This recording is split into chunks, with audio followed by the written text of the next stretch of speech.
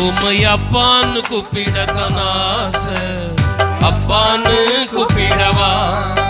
உம்மை அம்மான்னு கூப்பிடத்தான் ஆசை. அம்மான்னு கூப்பிடவா? உம்மை அப்பான்னு கூப்பிடத்தான் ஆசை. உம்மை அப்பான்னு கூப்பிடவா? உம்மை அம்மான்னு கூப்பிடத்தான் ஆசை. உம்மை அம்மான்னு கூப்பிடவா? உம்மை அப்பான்னு கூப்பிடுவேன். உம்மை அம்மான்னு கூப்பிடுவேன். உம்மை அப்பான்னு கூப்பிடுவேன். உம்மை அம்மான்னு கூப்பிடுவேன். உம்மை அப்பான்னு கூப்பிடத்தான் ஆசை. உம்மை அப்பான்னு கூப்பிடவா? உம்மை அம்மான்னு கூப்பிடத்தான் ஆசை. உம்மை அம்மான்னு கூப்பிடவா? கருவில் என்ன சுமந்தத பார்த்தா அம்மான்னு சொல்லணும். தோளில் என்ன சுமப்பத பார்த்தா அப்பான்னு சொல்லணும். கருவில் என்ன சுமந்தத பார்த்தா உம்மை அம்மான்னு சொல்லணும். தோளில் என்ன சுமப்பத பார்த்தா உம்மை அப்பான்னு சொல்லணும். என்னை கெஞ்சுவதும் கொஞ்சுவதும் பார்த்தா உம்மை அம்மான்னு சொல்லணும். என்னை ஆற்றுவதும் தேற்றுவதும் பார்த்தா உம்மை அப்பான்னு சொல்லணும். என்னை கெஞ்சுவதும் கொஞ்சுவதும் பார்த்தா உம்மை அம்மான்னு சொல்லணும். என்னை ஆற்றுவதும் தேற்றுவதும் பார்த்தா உம்மை அப்பான்னு சொல்லணும். சொல்லலாமா? உம்மை அப்பான்னு கூப்பிடுவேன். உம்மை அம்மான்னு கூப்பிடுவேன். உம்மை அப்பான்னு கூப்பிடுவேன். உம்மை அம்மான்னு கூப்பிடுவேன். உம்மை அப்பான்னு கூப்பிடத்தான் ஆசை. உம்மை அப்பான்னு கூப்பிடவா? உம்மை அம்மான்னு கூப்பிடத்தான் ஆசை. உம்மை அம்மான்னு கூப்பிடவா? என் கண்ணீரை துடைப்பத பார்த்தா அம்மான்னு சொல்லணும். என் விண்ணப்பத்தை கேட்பத பார்த்தா அப்பான்னு சொல்லணும். என் கண்ணீரை துடைச்சத பார்த்தா அம்மான்னு சொல்லணும். என் விண்ணப்பத்தை கேட்பத பார்த்தா அப்பான்னு சொல்லணும். என்னை ஏந்துவதும் தாங்குவதும் பார்த்தா அம்மான்னு சொல்லணும். உங்க இரக்கத்தை உருக்கத்தை பார்த்தா அப்பான்னு சொல்லணும். சொல்லுங்க. என்னை ஏந்துவதும் தாங்குவதும் பார்த்தா உம்மை அம்மான்னு சொல்லணும். உங்க இரக்கத்தை உருக்கத்தை பார்த்தா உம்மை அப்பான்னு சொல்லணும். உம்மை அப்பான்னு கூப்பிடுவேன். உம்மை அம்மான்னு கூப்பிடுவேன். உம்மை அப்பான்னு கூப்பிடுவேன். உம்மை அம்மான்னு கூப்பிடுவேன். உம்மை அப்பான்னு கூப்பிடத்தான் ஆசை. உம்மை அப்பான்னு கூப்பிடவா? உம்மை அம்மான்னு கூப்பிடத்தான் ஆசை. உம்மை அம்மான்னு கூப்பிடவா? உம்மை அப்பான்னு கூப்பிடத்தான் ஆசை. உம்மை அப்பான்னு கூப்பிடவா? உம்மை அம்மான்னு கூப்பிடத்தான் ஆசை. உம்மை அம்மான்னு கூப்பிடவா? உம்மை அப்பான்னு கூப்பிடுவேன். உம்மை அம்மான்னு கூப்பிடுவேன். உம்மை அப்பான்னு கூப்பிடுவேன். உம்மை அம்மான்னு கூப்பிடுவேன். உம்மை அப்பாவை கூப்பிடுற ஆசை. உம்மை அப்பான்னு கூப்பிடவா? உம்மை அம்மான்னு கூப்பிடத்த ஆசை. உம்மை அம்மான்னு கூப்பிடவா? பிதாவாகிய தேவனாலும் கர்த்தராகிய இயேசு கிறிஸ்துவினாலும் கிருபையும் சமாதானமும் உண்டாயிருப்பதாக. ஆமென். இன்று அன்னையர் தினம். நமது திருச்சபையில் உள்ள அனைத்து அன்னையர்களுக்கும் ஆண்டவராகிய இயேசு கிறிஸ்துவின் நாமத்தினாலே அன்னையர் தின வாழ்த்துக்களை நான் தெரிவித்துக் கொள்கிறேன். கர்த்தர் நம்முடைய திருச்சபையில் உள்ள ஒவ்வொரு தாய்மார்களை ஆசீர்வதிப்பாராக. அவர்கள் மூலமாக தம்முடைய தயவுள்ள சித்தத்தை குடும்பத்தில், திருச்சபையில், சமுதாயத்தில் நிறைவேற்றி தம்முடைய நாமத்தை மகிமைப்படுத்திக் கொள்வாராக. உலகில் காணப்படுகிற எல்லா அன்பிலும் உயர்ந்த சிறந்த அன்பு தாயினுடைய அன்பு என்று அனைவராலும் போற்றப்படுகிறது. மனிதர்களுக்குள் மாத்திரமல்ல, மிருகங்களை நீங்கள் கவனித்து பார்ப்பீர்களானால் மிருகங்களுக்குள்ளும் அந்த தாய் மிருகம் பிள்ளைகள் மீது காட்டுகிற அந்த அன்பு பரிவு உண்மையாகவே தாயினுடைய அன்பு சிறந்தது, உயர்ந்தது என்பதை நம்மாலே உணர்ந்து கொள்ள முடிகிறது. வேதாகமும் இதே கருத்தை உறுதிப்படுத்துகிறது. கண்ணீரின் நேரத்திலே ஆண்டவர் தம்முடைய திருச்சபை மக்களை ஆற்றி தேற்றுகிறதை ஒரு வசனத்தின் மூலமாய் வெளிப்படுத்துகிறார். ஒருவனை அவன் தாய் தேற்றுவது போல நான் உங்களை தேற்றுவேன், நீங்கள் எருசலேமில் தேற்றப்படுவீர்கள். ஆண்டவர் தம்முடைய ஜனங்களை தேற்றுவதை யாரோடு ஒப்பிட்டு சொல்லுகிறார்? ஒரு அம்மா தன்னுடைய பிள்ளையை தேற்றுவது போல நான் உங்களை தேற்றுகிறவராக இருக்கிறேன். எத்தனை பேர் ஆமென் சொல்லுகிறீர்கள்?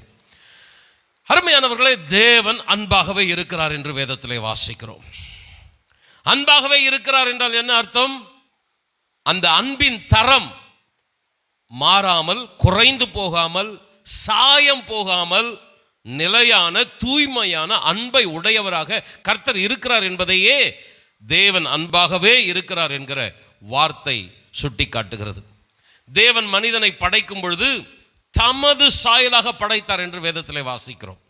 தமது சாயல் என்றால் உருவம் மாத்திரமல்ல, குணநலன்கள். அவரிடத்தில் இருக்கிற குணநலன்களை அப்படியே மனிதனுக்குள் கொண்டு வந்து வைத்தார். கர்த்தருக்கு ஸ்தோத்திரம். தேவன் அன்பாகவே இருக்கிறார் என்கிற அந்த அன்பை மனிதனுக்குள் வைக்கும் பொழுது ஆணும் பெண்ணுமாக சிருஷ்டித்த தேவன் அந்த முழுமையான அன்பை ஒரு பெண்ணுக்குள், ஒரு தாய்மைக்குள் ஆண்டவர் கொண்டு வந்து வைத்தார். கர்த்தருக்கு ஸ்தோத்திரம். இந்த அன்புக்கு சான்றாக வேதத்தில் எத்தனையோ தாய்மார்கள், அன்னையர்கள் இருக்கிறார்கள் என்றாலும் இன்றைக்கு ஒரு வித்தியாசமான ஒரு பெண்ணை குறித்து நான் உங்கள் மத்தியில் வைக்க விருப்பப்படுகிறேன். இந்த செய்தியை தியானிக்கும் பொழுதே நம்முடைய வீடுகளில், நம்முடைய திருச்சபையில் இருக்கும் அன்னையர்களுக்கு இன்னும் மதிப்பும் முக்கியத்துவம் அதிகமாகட்டும். ஒருவேளை நம்முடைய அன்னையர்கள் இந்த உலகத்தின் ஓட்டத்தை முடித்து தேவனுடைய சமூகத்தில் இளைப்பாரி கொண்டிருப்பார்களானால் அவர்களை குறித்த சிந்தனை நம்முடைய இருதயத்தில் நன்றி பெருக்காக ஓடட்டும். அன்னையர்களுக்குள் தேவன் வைத்த அந்த தூய்மையான அன்பு நம் ஒவ்வொருவரையும் நிரப்பட்டும். கர்த்தர் நம்மை ஆசீர்வதிப்பாராக. சத்தமா ஆமென் சொல்லுங்களேன். வாசிக்கலாம். யாத்திராகமம் 2ஆம் அதிகாரம் 5ஆம் வசனத்திலிருந்து 10ஆம் வசனம் வரைக்கும். அப்பொழுது பார்வோனுடைய குமாரத்தி நதியில் ஸ்நானம் பண்ண வந்தாள். அவளுடைய தாதிகள் நதியோரத்தில் உலாவினார்கள். அவள் நாணலுக்குள்ளே இருக்கிற பெட்டியை கண்டு தன் தாதியை அனுப்பி அதை கொண்டு வரும்படி செய்தாள். அதை திறந்தபோது பிள்ளையை கண்டாள். பிள்ளை அழுதது. அவள் அதன் மேல் இரக்கமுற்று, இது எபிரேயர் பிள்ளைகளில் ஒன்று என்றாள். அப்பொழுது அதன் தமக்கை பார்வோனின் குமாரத்தியை நோக்கி, உமக்கு இந்த பிள்ளையை வளர்க்கும்படி எபிரேய ஸ்திரீகளில் பால் கொடுக்கிற ஒருத்தியை நான் போய் உம்மிடத்தில் அழைத்து கொண்டு வரட்டுமா என்றாள். அதற்கு பார்வோனுடைய குமாரத்தி, அழைத்து கொண்டு வா என்றாள். இந்த பெண் போய் பிள்ளையின் தாயையே அழைத்து கொண்டு வந்தாள். பார்வோனுடைய குமாரத்தி அவளை நோக்கி, நீ இந்த பிள்ளையை எடுத்து கொண்டு போய் அதை எனக்கு வளர்த்திடு, நான் உனக்கு சம்பளம் கொடுக்கிறேன் என்றாள். அந்த ஸ்திரீ பிள்ளையை எடுத்து கொண்டு போய் அதை வளர்த்தாள். பிள்ளை பெரிதான போது அவள் அதை பார்வோனுடைய குமாரத்தின் இடத்தில் கொண்டு போய் விட்டாள். அவளுக்கு அவன் குமாரனானான். அவள் அவனை ஜலத்தினின்று எடுத்தேன் என்று சொல்லி அவனுக்கு மோசே என்று பெயரிட்டாள். கர்த்தருடைய பரிசுத்த நாமத்திற்கு மகிமை உண்டாகட்டும். இன்றைக்கு மோசேயின் தாய், சரீர பிரகாரமாக அவளை பெற்றெடுத்த யோகேபெத் என்கிற தாய், இவளை குறித்து நாம் சில நேரம் செய்திகளிலே தியானித்திருக்கிறோம். ஆனால் மோசேயை வளர்த்த வளர்ப்பு தாய், தத்தெடுத்த தாய், பார்வோனின் குமாரத்தி, இவளை குறித்து நாம் அதிகமான செய்திகளை நாம் தியானித்ததில்லை. மோசேக்கு 2 தாயார்கள் உண்டு. ஒன்று சரீர பிரகாரமாக அவனை பெற்றெடுத்த தாய், இன்னொன்று அவனை தத்தெடுத்து வளர்த்த வளர்ப்பு தாய். இந்த 2 தாய்களில் நாம் இன்றைக்கு பார்வோன் குமாரத்தி குறித்து தியானிக்க போகிறோம். அன்பானவர்களே, பெற்றால் தானே பிள்ளையின் அருமை தெரியும் என்று சொல்ல நாம் கேட்டிருக்கிறோம். அதாவது பிள்ளையை பெற்றெடுத்தவர்களுக்குத்தான் அதனுடைய வலி, வேதனை, அன்பு இவைகளெல்லாம் தெரியும் என்று சொல்வார்கள். இந்த பார்வோனின் குமாரத்தி பிள்ளையை பெற்றெடுக்காதவள். ஆனால் மோசேக்காக பார்வோனின் குமாரத்தி எடுத்துக்கொண்ட பிரயாசங்கள் ஒரு உண்மையான தாயின் பாசத்தையும் மிஞ்சக்கூடிய வகையில் காணப்படுகிறது. மாற்றாந்தாய் மனப்பான்மையோடு கூட இந்த பார்வோனின் குமாரத்தி நடந்து கொள்ளாமல் உண்மையான அன்போடு கூட, சொல்ல போனால் மோசேக்காக அடைந்த தியாகங்கள் அவளை மிகவும் சிறப்பான ஒரு அன்னையாக இந்த வேத பகுதியிலிருந்து நமக்கு சுட்டி காட்டுகிறது. அன்பானவர்களே, இந்த பார்வோனின் குமாரத்தை குறித்து ஒரு 3 குறிப்புகளை நான் வேகமாய் உங்கள் மத்தியிலே கொண்டு வருகிறேன். கவனமாய் கேட்க அன்போடு கூட விரும்புகிறேன். கர்த்தர் ஆசீர்வதிப்பாராக. முதலாவதாக, இந்த பார்வோனின் குமாரத்தி ஒரு நீதியுள்ள பெண். யூதர்கள் தங்கள் வேதத்தில் பெண்களின் பெயர்களை எழுத விரும்பவே மாட்டார்கள். நீங்கள் வேதாகமம் முழுவதும் கவனித்து பார்ப்பீர்களானால் பெண்களின் பெயர்கள் அதிகமாய் தவிர்க்கப்பட்டிருக்கும். ஒரு யூத பெண்ணின் பெயரை எழுதுவதற்கு பல முறை ஆராய்ந்து பார்ப்பார்கள். இந்த பெண்ணின் பெயரை எழுதலாமா, அதற்குரிய தகுதி இந்த பெண்ணிற்கு உண்டா என்று பல முறை ஆராய்ந்து பார்த்த பின்பே ஒரு யூத பெண்ணின் பெயரை எழுதுவார்கள். ஒரு யூத பெண்ணிற்கே இந்த அளவு ஆராய்ந்து பார்ப்பார்கள் என்றால், ஒரு எகிப்திய பெண்ணை குறித்து வேதத்தில் எழுத இடம் கொடுக்கவே மாட்டார்கள். ஆனால் பார்வோனின் குமாரத்தி குறித்து வேதத்தில் மேன்மையாக பதிவு செய்யப்பட்டிருக்கிறது. வாசித்த இந்த 6 வசனத்தில் பார்த்தீர்களானால் பார்வோனின் குமாரத்தி என்று அந்த வார்த்தை பல முறை திரும்ப திரும்ப வருகிறதை நீங்கள் கவனித்து பார்க்க முடியும். ஆண்டவர் பார்வோனின் குமாரத்தியை மேன்மையான ஒரு பெண்ணாக வேதத்தில் சுட்டிக்காட்டி எழுதி வைத்திருக்கிறார். அதற்கு காரணம், அவள் ஒரு நீதியுள்ள பெண்ணாக காணப்பட்டாள். கவனிக்க மிக அன்போடு கூட கேட்கிறேன். கர்த்தர் ஆசீர்வதிப்பாராக. அந்நாட்களில் யூதர்களுக்கு மிகுந்த துன்பத்தை கொடுத்தவன் எகிப்தின் ராஜாவாகிய பார்வோன். யோசேப்பின் காலத்தில் இஸ்ரவேல் ஜனங்கள் எகிப்து தேசத்துக்கு வருகிறார்கள். யாக்கோபு தன்னுடைய பிள்ளைகள் பேரப்பிள்ளைகளோடு எகிப்து தேசத்துக்கு வருகிறார். எகிப்து தேசத்திலே யாக்கோபையும் பிள்ளைகளையும் வரவேற்கிற யோசேப்பு அவர்களை தேசத்திலேயே சிறந்த இடத்திலே வைத்தான். எகிப்தின் தேசத்தின் கொழுமையை, சிறப்பை இஸ்ரவேல் ஜனங்கள் அனுபவிக்கிறவர்களாக இருந்தார்கள். தேசத்தில் இருக்கிற குடிகளிலேயே இஸ்ரவேல் ஜனங்கள் மேன்மையான ஜனங்களாக, சிறந்த ஒரு செல்வத்தை அனுபவிக்கிறவர்களாக காணப்பட்டார்கள். யோசேப்பு மரித்தான். யோசேப்பை அறியாத புதிய ராஜா எகிப்துக்கு தலைவனாக பார்வோனாக வருகிறான். அவன் இஸ்ரவேல் மக்கள் மீது எரிச்சல் கொள்ளுகிறான். நமது தேசத்தில் அந்நிய மக்கள் பலத்து போய் நமக்கு தலைவலியாய் மாறிவிடக் கூடாது என்று சொல்லி அவர்களை ஒடுக்க ஆரம்பிக்கிறான். அவர்களுக்குரிய சலுகைகள் பறிக்கப்படுகிறது, உரிமைகள் பறிக்கப்படுகிறது, அவர்கள் கொடுமைப்படுத்தப்படுகிறார்கள். இஸ்ரவேல் ஜனங்கள் எகிப்து தேசத்தில் மிகவும் சொல்லன்னா துன்பத்தை, வேதனையை சந்திக்க ஆரம்பித்தார்கள். இஸ்ரவேல் ஜனங்களுக்கு இப்படிப்பட்ட வேதனையை கொடுத்தவன் யார்? எகிப்து ராஜாவாகிய பார்வோன். இந்த பார்வோனின் குமாரத்தியை குறித்து ஆண்டவர் வேதத்தில் மேன்மையாக எழுதி வைத்திருக்கிறார். ஒரு கொடுமையுள்ள தகப்பன், ஒரு பொல்லாத தகப்பன், ஆனால் அவனுடைய மகள் நியாயம் செய்கிறவளாக, நன்மை செய்கிறவளாக, நீதியுள்ளவளாக காணப்பட்டபடினால் தேவன் அவளை இந்த வேதத்தில் எழுதி வைத்திருக்கிறார். தகப்பனுடைய பொல்லாத பாவ வாழ்க்கைக்கு தன்னை ஒப்பு கொடுக்கவில்லை. அநியாயத்துக்கு அவள் துணை போகவில்லை. தேவனது ஜனங்களை அழிக்கிற ஒரு பொல்லாத சத்துருவாக தகப்பன் இருக்கிறான். ஆனால் தேவனது ஜனங்களை காப்பாற்றுகிற ஒரு இரட்சகனை உருவாக்குகிற பணியில் இந்த பார்வோனின் குமாரத்தி காணப்படுகிறாள். எகிப்து ராஜாவின் மகளாகிய இந்த பார்வோனின் குமாரத்தி தன்னுடைய தகப்பனுடைய பொல்லாத வழிகளுக்கு தன்னை விற்று போடாமல், துணை போகாமல் நன்மை செய்கிறவளாய் காணப்பட்டாள்னு பார்க்கிறோம். இன்னொரு ராஜகுமாரத்தி இருக்கிறாள். இன்னொரு ராஜாவினுடைய மகள் ஒருவள் இருக்கிறாள். அவள் தேவனுடைய ஜனங்களுக்கு துன்பம், தீமை செய்கிறவளாக, பொல்லாத காரியங்களுக்கு துணை போகிறவளாக காணப்பட்டாள். மத்தேயு சுவிசேஷம் 14ஆம் அதிகாரம் 6ஆம் 7ஆம் 8ஆம் வசனங்கள். அப்படி இருக்க யோரோதின் ஜென்ம நாள் கொண்டாடப்படுகிற போது யோரோதியாளின் குமாரத்தி அவர்கள் நடுவே நடனம் பண்ணி ஏரோதை சந்தோஷப்படுத்தினாள். அது நிமித்தம் அவன், நீ எதை கேட்டாலும் தருவேன் என்று அவளுக்கு ஆணையிட்டு வாக்கு கொடுத்தான்.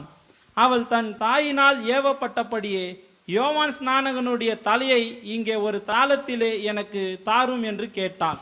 இவளை குறித்து பாருங்கள். இவள் யார்? ரோம் ராஜ்யத்தை ஆளுகை செய்து கொண்டிருக்கிற ஏரோது ராஜாவின் மகள். இவள் என்ன செய்கிறாள்? ஆண்டவராகிய இயேசு கிறிஸ்துவுக்கு வழியை ஆயத்தம் பண்ணும்படி தேவனால் அனுப்பப்பட்ட ஒரு பாத்திரம் யோவான் ஸ்நானகன்.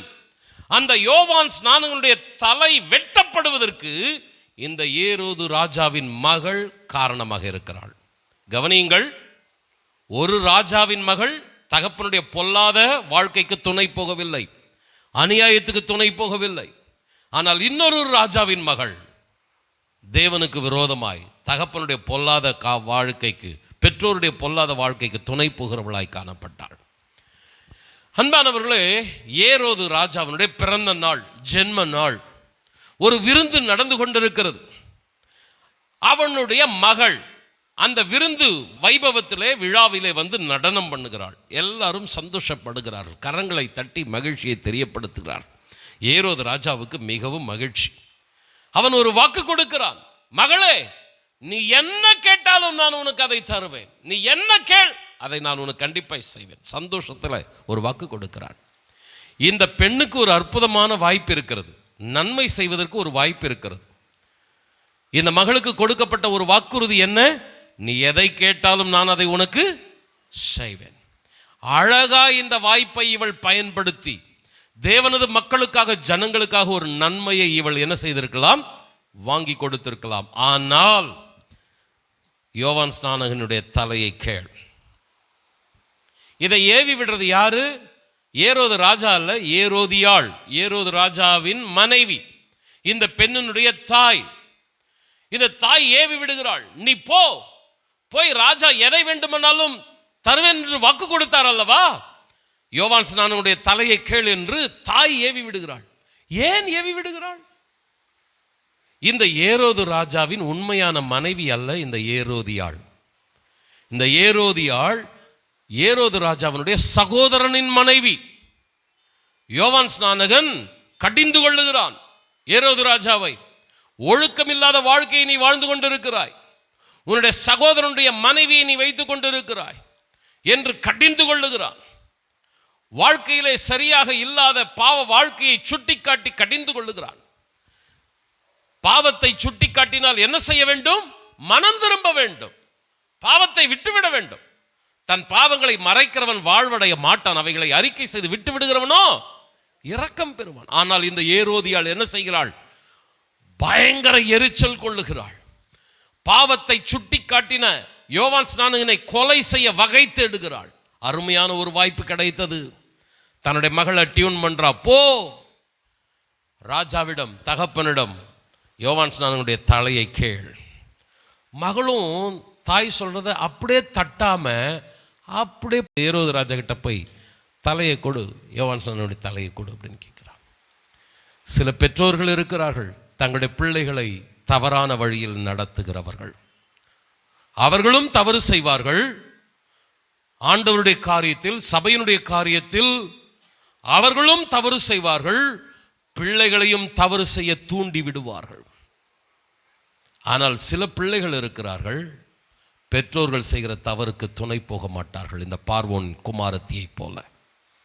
என் அன்பான சகோதரனை, சகோதரியே, தாயே, தகப்பனே, உன்னுடைய பிள்ளைகளை நல்லொழுக்கத்தில் தேவனது ஆசீர்வாதத்தின் பாத்திரமாய் இருக்கும்படி உருவாக்குகிறாயா? அல்லது உனக்குள் இருக்கிற எரிச்சல், உனக்குள் இருக்கிற அந்த பொல்லாத குணம் உன் பிள்ளைகளுக்கும் வரும்படி அவர்களை ஏவி விட்டு கொண்டு இருக்கிறாயா? ஆண்டவர் பார்க்கிறார். கர்த்தருக்கு ஸ்தோத்திரம். இப்போ இங்க நீங்க கவனிச்சு பாருங்க. எனக்கு இதுல ஒரு ஆச்சரியமான ஒரு காட்சி என்னன்னா, எந்த அளவுக்கு அந்த பெண் கொடூரமானவள், ஏரோதியாள் எந்த அளவுக்கு கொடூரமானவள், தன்னுடைய மகளை எந்த அளவுக்கு அவள் மூளை சலவை செய்திருக்கிறாள் என்பதை சிந்தித்து பாருங்கள். சிறு பெண், அவள் நடனம் பண்ணி ராஜாவை மகிழ்வித்தவள் சிறு பெண். போய் ஏரோது ராஜாவிடம் யோவான் ஸ்நானனுடைய தலையை ஒரு தாளந்தில் தா என்று கேட்கிறாள். யோவான் ஸ்நானனுடைய தலையை வெட்டி ஒரு தாளந்தில், அதாவது ஒரு தட்டில் வைத்து இந்த பெண்ணிடம் கொடுக்கிறார்கள். இந்த பெண் அந்த வெட்டப்பட்ட தலையை ரத்தம் சொட்ட சொட்ட அப்படியே கொண்டு போய் தன் தாயினிடம் கொடுக்கிறாள். நம்ம வீட்டில் சின்ன பிள்ளைகள் கையில் ஒரு சின்ன ரத்தம் வந்துச்சுன்னா ஐயோயோ அப்படின்னு பயப்படுற ஒரு சுபாவம் நம்முடைய சுபாவம். எனக்கெல்லாம் இங்கே யாராவது ஒருத்தர் ஆக்சிடென்ட் ஆகிட்டாங்கன்னா கிட்டவே போக மாட்டேன், நான் தூரமாக போயிடுவேன். ஏன்னா அந்த காட்சியை பார்த்தாவே மனம் பதறும். என்னுடைய மகள் இந்த சிறிய வயதில் இருக்கும்போது ஆலயத்தில் இந்த கை சுண்டு விரல் அடிபட்டு கட்டாயிடுச்சு கொஞ்சம். அவளுக்காக நாங்கள் ஆஸ்பத்திரியில் போகும்போது மகள் துடித்து அழுது கொண்டு இருக்கிறா. அந்த ஸ்டிச்சஸ் போட முடியாமல் அந்த கையை கொஞ்சம் கட் பண்ணி எடுக்கிறாங்க. நான் அப்படியே மயங்கி பொத்துன்னு விழுகிறேன்.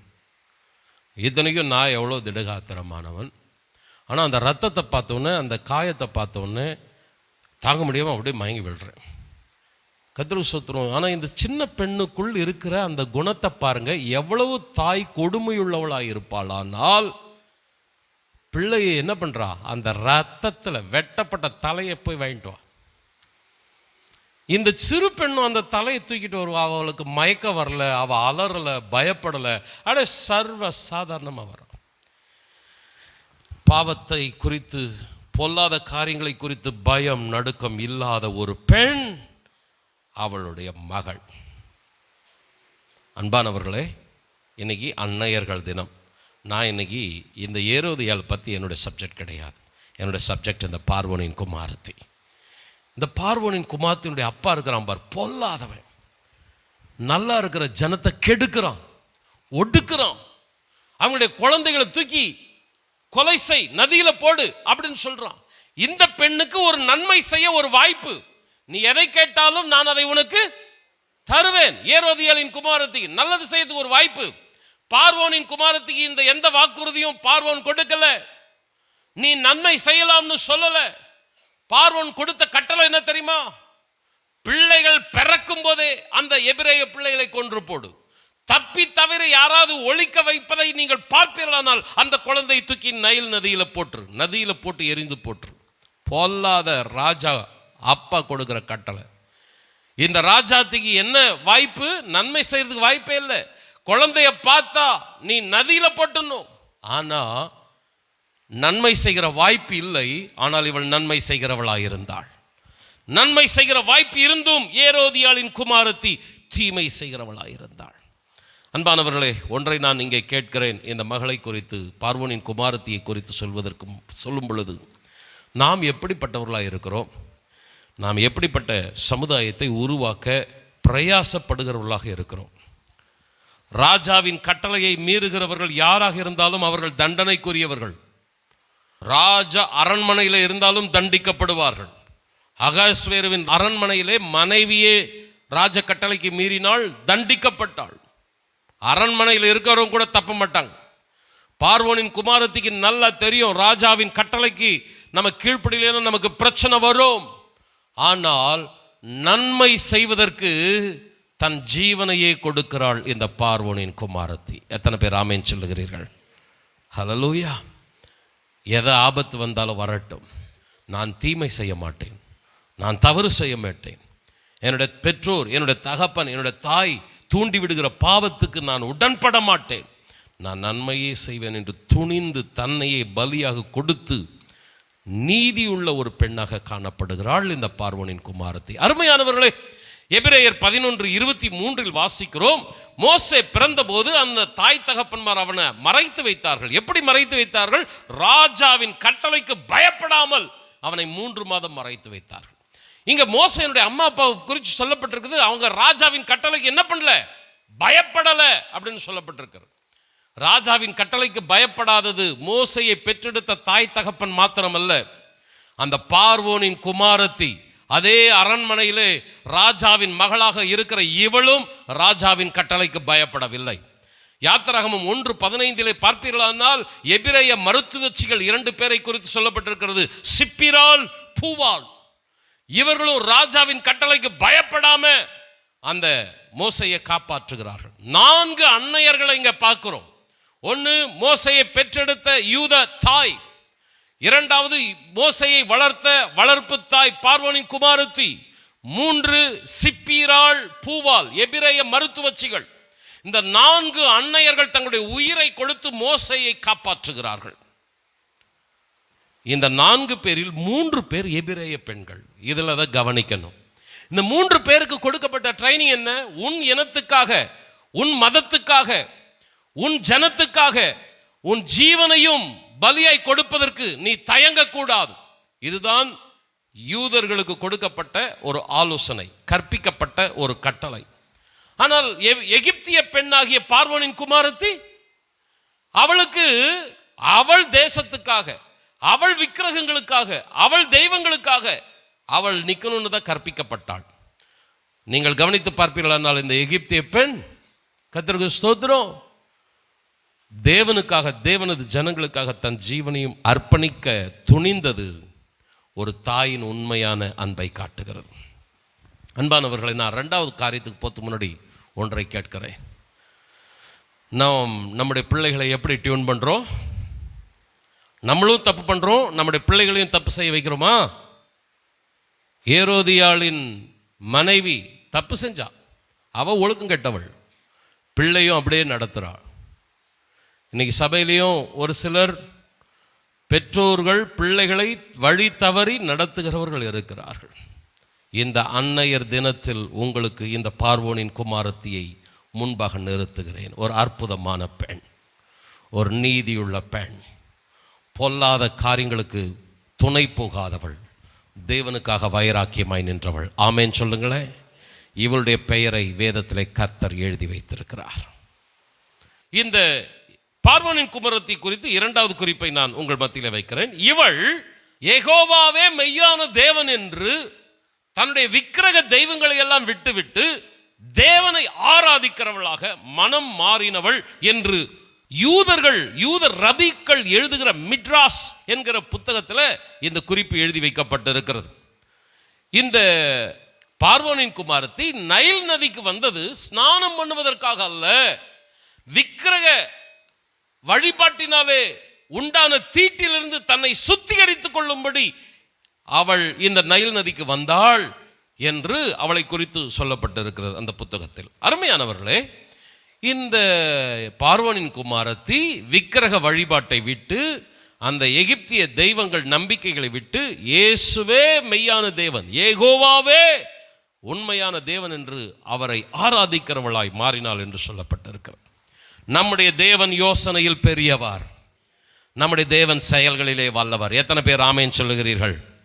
எந்த இடத்தில் தேவனது ஜனங்களை நசுக்க அழிக்க சத்துரு திட்டம் போட்டானோ, அதே இடத்தில் தேவனது ஜனங்களை காப்பாற்ற பார்வோனின் குமாரத்தை கர்த்தர் எழுப்புகிறார். ஹல்லேலூயா சொல்லலாமா?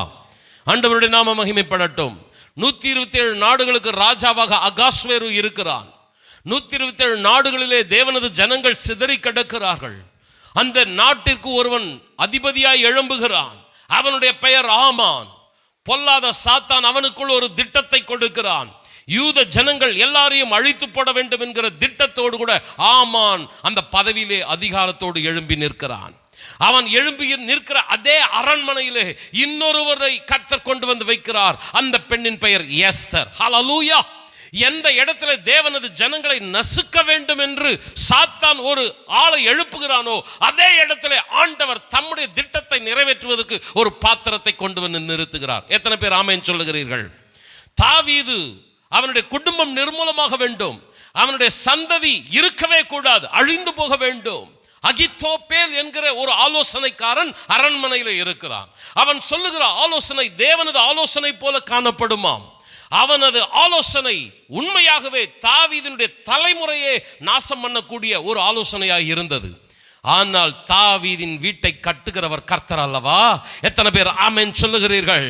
அந்த அகித்தோப்பேலின் ஆலோசனையை அபத்தமாக்க ஊசா என்னும் ஆலோசனைக்காரனை அதே அரண்மனையில் கர்த்தர் எழுப்பினார். எத்தனை பேர் ஆமென் சொல்லுகிறீர்கள்? ஹல்லேலூயா!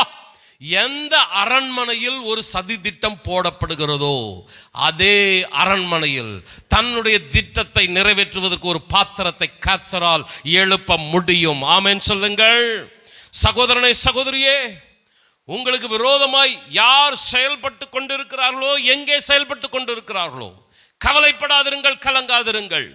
உங்களை நசுக்க, அழிக்க, குடும்பத்தை சிதறடிக்க சத்துரு சதித்திட்டம் போடுவானால் நீங்கள் கர்த்தரை உறுதியை பற்றி கொள்ளுங்கள். உங்களை காப்பாற்ற, ரட்சிக்க, ஆசீர்வதிக்க அதே இடத்தில் உங்களுக்காக கர்த்தர் ஒரு நபரை எழுப்புவார். ஆமென். நம்முடைய தேவன் ஒருவரே யோசனையில் பெரியவர், செயல்களிலே வல்லவர். ஹல்லேலூயா. முதல் பாடல்ல அதுதான் பார்த்தோம், பாடி ஆராதித்தோம். உமது செயல்கள் எல்லாம் அதிசயமானவைகள், உமது வழிகள் எல்லாம் சத்தியமானவைகள். ஆண்டவருடைய வழியெல்லாம் சத்தியமானது, அவருடைய யோசனை அதெல்லாம் அதிசய செயல்கள் எல்லாம் அதிசயமானவைகள். நிச்சயமாய் தேவனது அதிசய செயல்களை நீங்கள் பார்க்க போகிறீர்கள். ஆமென். ஹல்லேலூயா. உங்களுக்கு விரோதமாய் சத்துரு எந்த இடத்தில் திட்டம் போட்டானாலும் அந்த இடத்திலே உலகத்தில் இருக்கிறவனிலும் நம்மில் இருக்கிறவர், நமக்காக செயல்படுகிறவர் பெரியவர் என்பதை ஆண்டவர் நிரூபிக்க போதுமானவராக இருக்கிறார். இங்க நீங்க கவனிச்சு பாருங்க, மோசே என்கிற அற்புதமான பாத்திரம் உருவாவதற்கு யூத தாயாகிய எகோபேத் மாத்திரம் காரணம் அல்ல, பார்வோனின் குமாரத்தியும் முக்கியமான காரணம். ஏன் நீங்கள் கொஞ்சம் கவனிக்க வேண்டும். கர்த்தருக்கு ஸ்தோத்திரம். யூத முறைமையின்படி ஒரு குழந்தையினிடத்திலே அந்த தாய் எவ்வளவு நாள் இருக்க வேண்டும் என்றால் பால் உண்கிற வயது வரைக்கும் இருக்க வேண்டும். பால் உண்கிற வயது என்பது 5 to 7 வயது வரைக்கும். இன்றைக்கு இருக்கிற வயது காலகட்டம் அல்ல, அன்றைக்கு இருக்கிற வயது காலகட்டம். அதன்படி பார்த்தால் ஏறத்தாழ 7 வயதாகும் பொழுது மோசே யூத தாயாகிய எகபேத்திடமிருந்து பார்வோனின் குமாரத்தி வளர்ப்பு தாயிடம் அவன் கொண்டு போய் விடப்படுகிறான். நீங்க அன்னாளுடைய காரியத்தில் பார்த்தீங்கன்னா, அன்னாள் பொருத்தனை பண்ணி ஜெபம் பண்றார். தேவரீர் எனக்கு ஒரு ஆண் பிள்ளையை தருவீரானால் அந்த பிள்ளையை நான் உம்முடைய ஆலயத்தில் கொண்டு வந்து விட்டு விடுகிறேன். ஏறத்தாழ 5, 6, 7 வயது காலகட்டங்களிலே சின்ன சாமுவேல் தேவனுடைய ஆலயத்தில் கொண்டு வந்து விடப்பட்டான். அந்த சாமுவேலை போல தான் இந்த மோசேயும் அரண்மனைக்கு போகிறான். அதே வயது, குறிப்பிட்ட வயதிலே மோசேக்கு 40 வயதாகிறது. ஏறத்தாழ 5, 6, 7 வயதிலோ அரண்மனைக்கு போகிறான். 40 வயதாகிறது. 40 வயதில் அவன் என்ன செயல்படுகிறான்னா, தேவனது ஜனங்களுக்காக, தேவனது ஜனங்களின் விடுதலைக்காக அவன் செயல்படுகிறான் என்பதை நாம் பார்க்கிறோம். அன்பானவர்களே, கொஞ்சம் கவனியுங்கள். நம்ம வீட்டில் கூட பிள்ளைகள் இருக்கிறாங்க. நம்ம சில்ட்ரன் மினிஸ்ட்ரி செய்கிறோம். போன மாதம் சிறப்பான ஒரு CBS 225 பிள்ளைகளை நம்ம சந்தித்தோம். ஆனால் நீங்கள் கவனிச்சு பாருங்க, நம்ம சண்டே கிளாஸில் உட்காந்த பிள்ளைகள் எல்லாம் இன்னைக்கு பார்த்தீங்கன்னா அவங்க தெருவில் போகிறத பார்க்கும்போது மனதுக்கு துக்கமாக இருக்கிறது. நம்ம வீட்டில் வளர்கிற பிள்ளைகள் கூட சின்ன வயதில் காணப்படுகிற பக்தி, அந்த அர்ப்பணிப்பு வளரும் போது குறைகிறது. சின்ன வயசில் ஒழுங்காக இருந்தான் பாஸ்டர், இப்போ சொல்கிற பேச்சு மதிக்க மாட்டேன்றான்ட்டு பெற்றோர்கள் கதறுகிறதை பார்க்கிறோம். 5, 6, 7 வயதில் காணப்பட்ட அர்ப்பணிப்பு 40 வயதாகிறது மோசேக்கு. அந்த அர்ப்பணிப்பு அப்படியே இருக்கிறது. காரணம் என்ன? யூத தாயின் வளர்ப்பு மாத்திரமல்ல, பார்வோன் குமாரத்தியின் வளர்ப்பும். கர்த்தருக்கு ஸ்தோத்திரம். ஒரு வசனத்தை சுட்டி காட்டுகிறேன். 1 நாளாகமம் 4ஆம் அதிகாரம் 18ஆம் வசனம். அவன் பெண்ஜாதியாகிய எகூதியால் கேதோரின் தகப்பனாகிய யசோதையும், சோக்கோவின் தகப்பனாகிய யோபோரையும், சானாவாவின் தகப்பனாகிய எகுத்தியலையும் பெற்றாள். மோரேத் விவாகம் பண்ணின பார்வோனின் குமாரத்தியாகிய பித்தியாலின் குமாரர் இவர்களே. நான் இந்த வசனத்தில் வாய்க்கு நுழையாத பேரெல்லாம் இருக்குது. கடைசி சென்டென்ஸ் மட்டும் எடுக்கிறேன். மேரேத் விவாகம் பண்ணின பார்வோனின் குமாரத்தியாகிய பித்தியாலின் குமாரர் இவர்களே. கவனிங்க, பார்வோனின் குமாரத்தியாகிய பித்தியாள். பித்தியாள் என்கிற வார்த்தைக்கு என்ன அர்த்தம்? ஒரு எபிரேய பெயர் பித்தியாள். அந்த பித்தியாள் என்றால் என்ன அர்த்தம்? தேவனது மகள். இவள் தேவனது மகள் என்கிற ஒரு வார்த்தை தான் பித்தியாள்.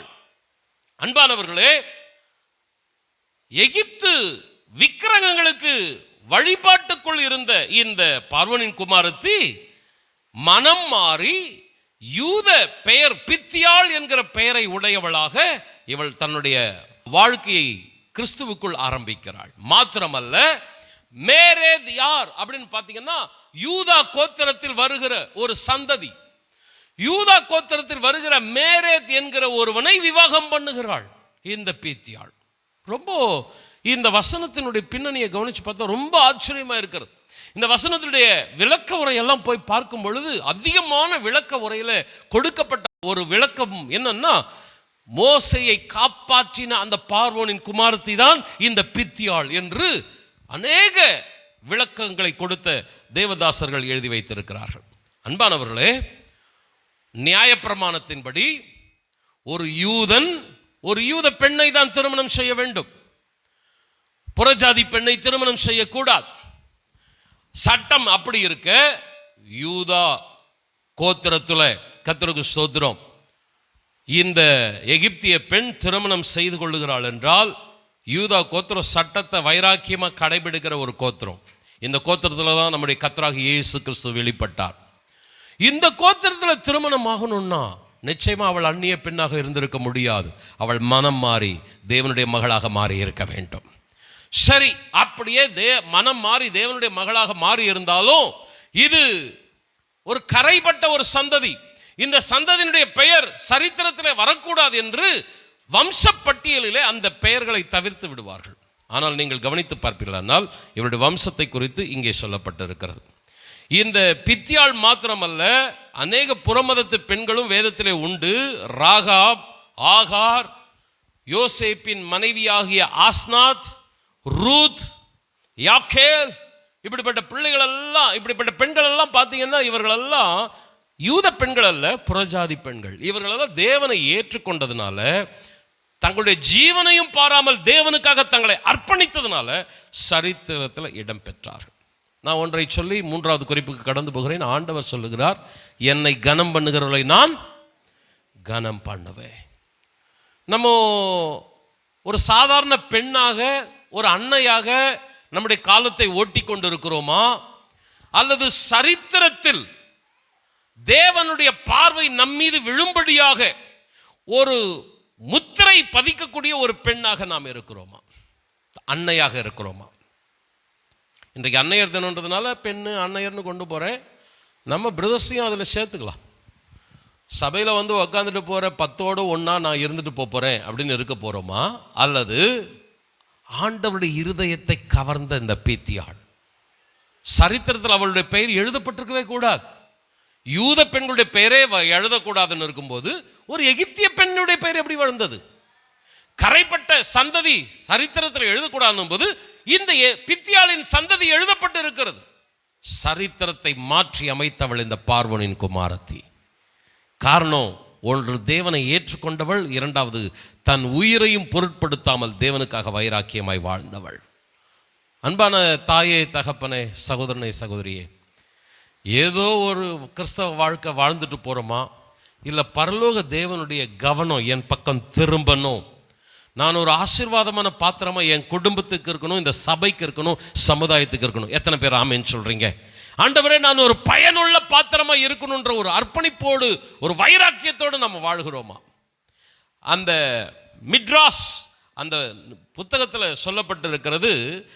ஆண்டவர் இந்த பித்தியாளை பார்த்து சொல்லுகிறார், மோசே உன் மகன் அல்ல, ஆனால் நீ உன் மகனாக ஏற்றுக்கொண்டு அவனுக்காக உன்னையே பலியாக அர்ப்பணித்தாய். ஆதலால் நீ என் மகள் அல்ல, நான் உன்னை என் மகளாக ஏற்றுக்கொண்டு உனக்காக நான் என்னையே பலியாக அர்ப்பணிக்கின்றேன். ஆண்டவராகிய தேவன் பித்தியாளுக்கு கொடுக்கிற வாக்காக அந்த புத்தகத்தில் எழுதி வைக்கப்பட்டிருக்கு. என்ன ஒரு அற்புதமான தாய்! இந்த அன்னையர் தினத்தில் இந்த தாயை குறித்து சிந்திக்கும் பொழுது ஒரு ஈர்ப்பு உண்டாகிறது. ஒரு சரித்திரத்தில் ஒரு முத்திரை பதிக்க, பரலோக தேவனுடைய கவனத்தை தன் பக்கம் திருப்ப இந்த பெண் நடந்து கொண்ட விதம், இந்த அன்னை நடந்து கொண்ட விதம் ஆச்சரியம் அளிக்கிறது. பிரதர்ஸ் அண்ட் சிஸ்டர்ஸ், வழக்கமான ஒரு செய்தியாக இதை பார்த்துட்டு போயிடாதபடி, சரித்திரத்தில் ஆண்டவருடைய கவனம் என் பக்கம் திரும்பணும். என்னுடைய குடும்பத்தில், இந்த திருச்சபையில், சமுதாயத்தில் நான் ஒரு முத்திரை பதிக்கணும். சத்தமாக ஆமேன்னு சொல்லுங்களேன். கடைசியாக இந்த பார்வோனின் குமாரத்தி ஒரு வீரமுள்ள பெண். அருமையானவர்களே, ஒரு பழமொழி ஒன்று உண்டு, தாயை போல பிள்ளை, நூலை போல சேவை. உன்னுடைய நண்பர்களை பற்றி சொல், உன்னை பற்றி நான் சொல்லுகிறேன் அப்படின்னு சொல்லுவாங்க. நம்ம எப்படிப்பட்டவர்களாக இருக்கிறோம் அப்படின்னா, நம்முடைய அம்மா அப்பா அல்லது நம்முடைய ஃப்ரெண்ட் செட்டு இதை பார்த்தா நம்ம யாருன்னு ஓரளவுக்கு கண்டுபிடிச்சிடலாம். கர்த்தருக்கு ஸ்தோத்திரம். மோசே ஒரு பெரிய வீரனாக அவன் காணப்படுகிறான். வாசிக்கலாம், அப்போஸ்தலர் நடபடிகள் 7ஆம் அதிகாரம் 21 to 24 வரைக்கும். அவன் வெளியே போட்டுவிடப்பட்ட போது பார்வோனுடைய குமாரத்தி அவனை எடுத்து தனக்கு பிள்ளையாக வளர்த்தாள். மோசே எகிப்தியனுடைய சகல சாஸ்திரங்களிலும் கற்பிக்கப்பட்டு வாக்கிலும் செய்களிலும் வல்லவனானான். அவனுக்கு 40 வயதான போது இஸ்ரவேல் புத்திரராகிய தன்னுடைய சகோதரரை கண்டு சந்திக்கும்படி அவனுடைய இருதயத்தில் எண்ணம் உண்டாயிற்று.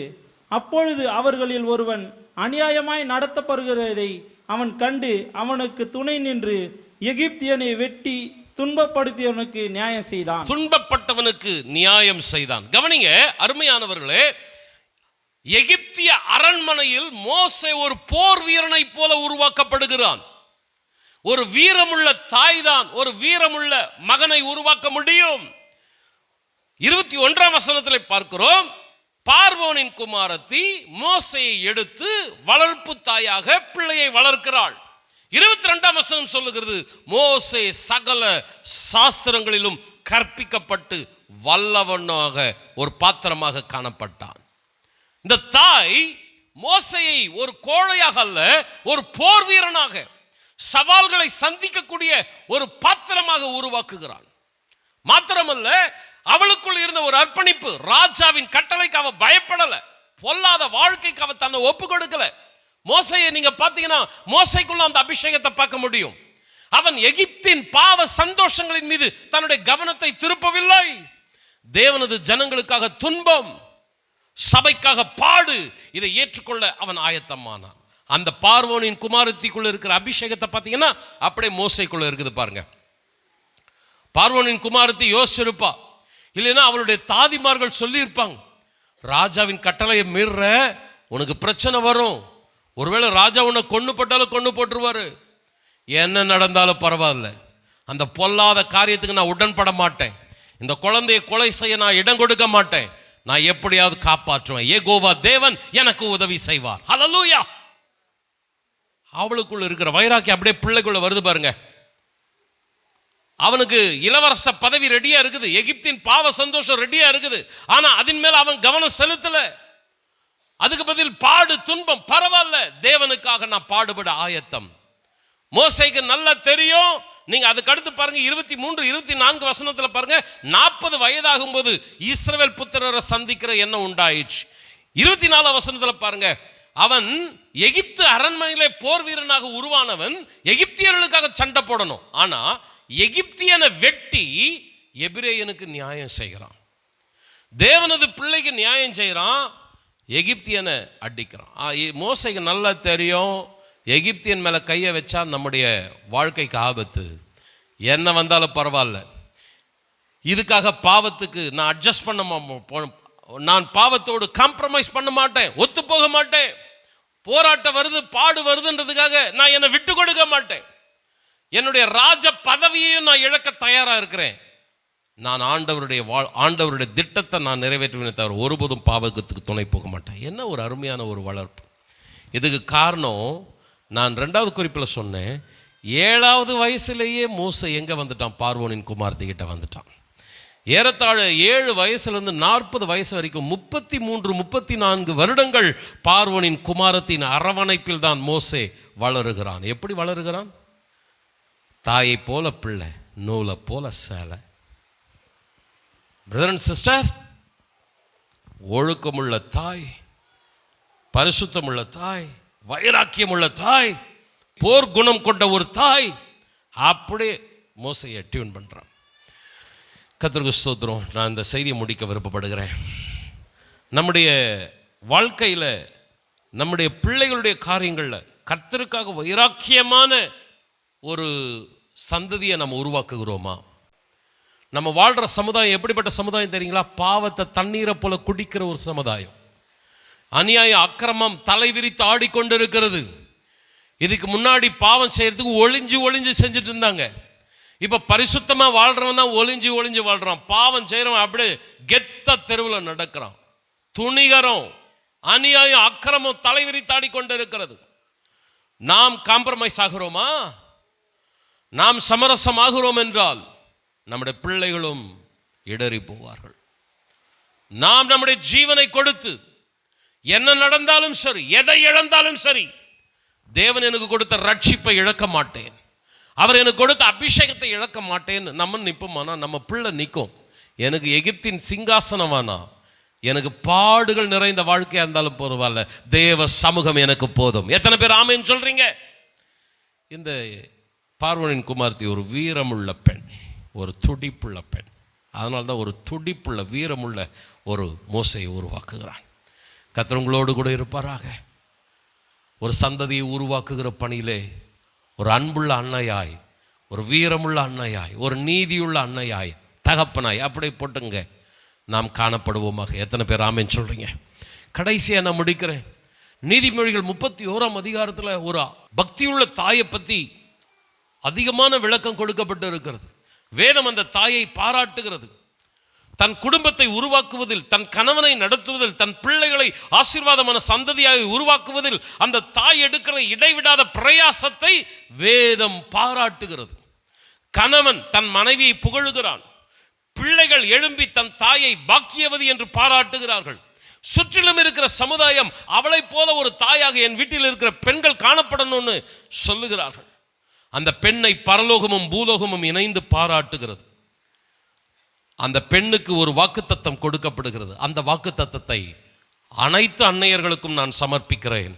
ஆண்டவர் என் வீட்டிலும் உங்கள் வீட்டிலும் இந்த வாக்குத்தத்தத்தை நிறைவேற்றுவாராக. நீதிமொழிகள் 31ஆம் அதிகாரம் 31ஆம் வசனம். அவள் கைகளின் பலனை அவளுக்கு கொடுங்கள், அவளுடைய செய்கைகள் வாசல்களில் அவளை புகழக் கடவது. அவள் கைகளின் பலனை அவளுக்கு கொடுங்கள், அவளுடைய செய்கைகள் வாசல்களில் அவளை புகழ கடவது. முழங்காற்படிடும். அன்பானவர்களே, பார்வோனின் குமாரத்தி, இந்த சப்ஜெக்டை நான் மெசேஜை எடுக்கிறதுக்கு நான் ரொம்ப அதிகமாக பிரயாசப்பட்டேன். ஏன்னா அதிகமான இவளை குறித்த குறிப்புகள் இல்லை. ஆனால் தியானிக்க ஒரு அற்புதமான பாத்திரம் இந்த பார்வோனின் குமாரத்தி. ஒரு அருமையான பாத்திரத்தை உருவாக்கி தேவனுக்கும் தேவனுடைய ஜனங்களுக்கும் சமுதாயத்துக்கும் ஒரு ஆசீர்வாதமான சாட்சியாக இந்த பெண் விளங்குகிறார். ஒரு நீதியுள்ள பெண்ணாக, விக்கிரகத்தை விட்டுவிட்டு தேவனை ஆராதிக்கிற பெண்ணாக மாத்திரமல்ல, கர்த்தருக்கு ஸ்தோத்திரம், ஒரு வீரமுள்ள ஒரு மகனை உருவாக்குகிறவளாக, சவால்கள் நிறைந்த வாழ்க்கையிலே தன்னுடைய மகன் கோழையாய் இருக்க வேண்டும் என்று அவள் விரும்பவில்லை. சவால்களை எதிர்கொள்ளுகிற வீரனாக மோசையை உருவாக்குகிறாள். 2 கரங்களை உயர்த்தி, ஆண்டவரே, எங்களுடைய பிள்ளைகளை பலவீன பாத்திரங்களாக நாங்கள் உருவாக்கிவிடக்கூடாது. உலகத்தில் சத்துரு எத்தனை கொடிதான காரியங்களை கொண்டு வந்தாலும் உலகத்தில் இருக்கிறவனிலும் என்னில் இருக்கிறவர், நம்மில் இருக்கிறவர், உன்னில் இருக்கிறவர் பெரியவர் என்று ஒரு வீரமுள்ள சந்ததியை, பக்தியுள்ள சந்ததியை நாங்கள் உருவாக்க வேண்டும். 2 கரங்களை உயர்த்தி, ஆண்டவர், இந்த அன்னையர் தினத்தில் ஒவ்வொரு பெற்றோருக்காக நாங்கள் ஜெபம் பண்றோம். எல்லா அன்னையர்களும் தங்களுடைய பொறுப்பை உணர்ந்து, ஆண்டவரே, தேவனுக்கு மகிமையான ஒரு சந்ததியை எழுப்ப நீர் இரக்கம் கட்டளை வேண்டும் என்று நாங்கள் மன்றாடுகிறோம். கொஞ்சம் கண்களை மூடி கரங்களை உயர்த்தி, ஆண்டவரே, இந்த நேரத்தில் பாரத்தோடு ஜெபம் பண்றோம். இன்னைக்கு செய்தியை பாஸ்டர்மா தான் கொடுத்துருக்கணும். ஆனால் பாஸ்டர்மாவுக்கு சில பலவீனங்கள். நான் இந்த செய்தியை 2 நாளாக தான் ப்ரிப்பேர் பண்ணேன். ஆண்டவருக்கு ஸ்தோத்திரம். நம்முடைய சபையில் பாஸ்டர்மா முன்னாடி வரும்படி கேட்குறேன். நம்முடைய சபையில் இருக்கிற ஒவ்வொரு அன்னையர்களும், ஒவ்வொரு தந்தையர்களும், கர்த்தருக்கு ஸ்தோத்திரம், இந்த பார்வோனின் குமாரத்தியை போல ஒரு நீதியுள்ள பெற்றோராக, தேவனை மாத்திரம் வைராக்கியமாக ஆராதிக்கிற, தொழுது கொள்ளுகிற, பாவத்துக்கு ஒத்து போகாம எதை இழந்தாலும் நான் தேவ சமூகத்தை இழக்க மாட்டேன் என்று வைராக்கியம் காட்டுகிற ஒரு பெற்றோராக, இறுதியிலே ஒரு வீரமுள்ள பெற்றோராக, தேவனுக்காக வைராக்கியமாய் எதை இழந்தாலும் இழக்க நான் ஆயத்தம். பார்வோனின் குமாரத்தி என்கிற அந்தஸ்தை இழக்கவும் நான் ஆயத்தம். எகிப்தின் ராஜா என்கிற அந்த மேன்மை இழக்கவும் நான் ஆயத்தம்.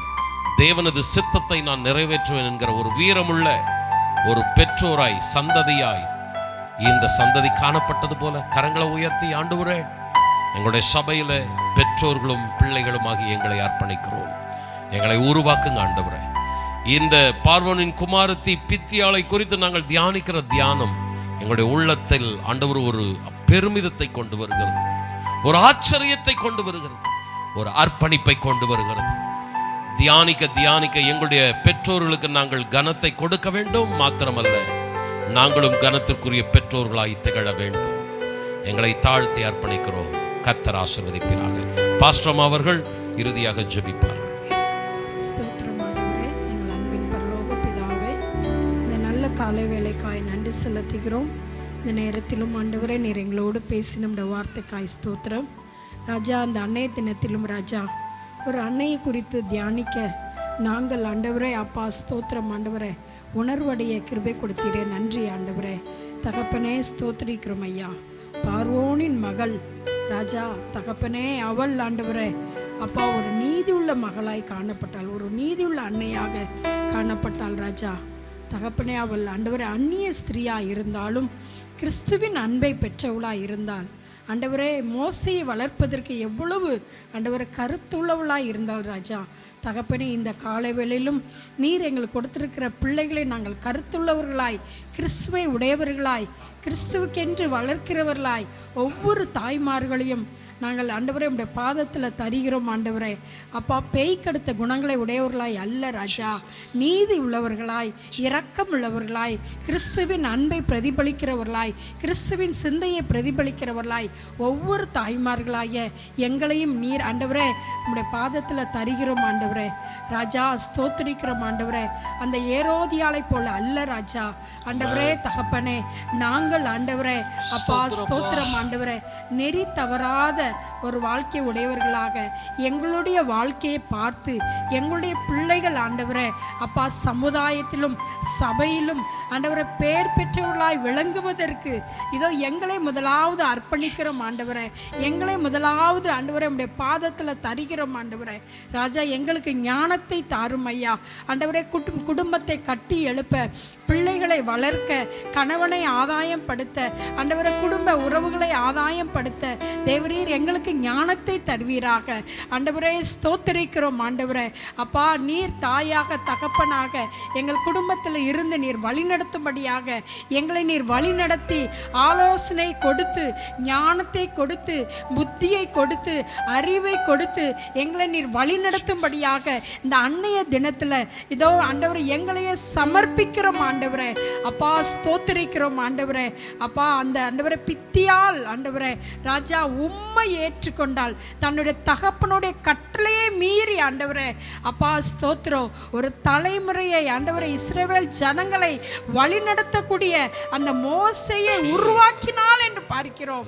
இதோ நீர் எங்களுக்கு நீர் கொடுத்திருக்கிற எங்களுடைய பிள்ளைகளை பரலோக தேவனுக்கு நேராக வழிநடத்த இதோ எங்களை அர்ப்பணிக்கிறோம் ஆண்டவரே. தகப்பனே நாங்கள் பாதை மாறினவர்களாய் அல்ல ராஜா.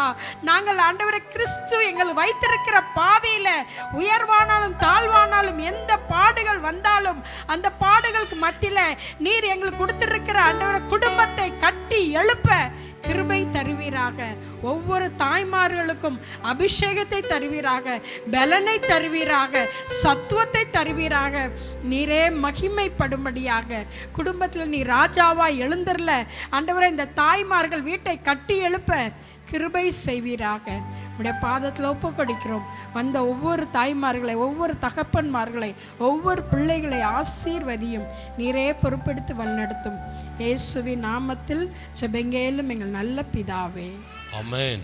என் ஆத்துமாவே கர்த்தரை ஸ்தோத்திரி, என் முழு உள்ளமே பரிசுத்த நாமத்தை ஸ்தோத்திரி. என் ஆத்துமாவே கர்த்தரை ஸ்தோத்திரி, கர்த்தர் செய்த சகல உபகாரங்களை மறவாதே. ஆமென். நம்முடைய கர்த்தராகிய இயேசு கிறிஸ்துவின் கிருபையும் பிதாவாகிய தேவனது அன்பும் பரிசுத்த ஆவியானவருடைய ஆசீர்வாதமான வழி நடத்துதலும் நம் அனைவரோடு கூட என்றென்றும் தங்கியிருப்பதாக. ஆமென். Praise the Lord. கர்த்தர் உங்களை ஆசீர்வதிப்பாராக.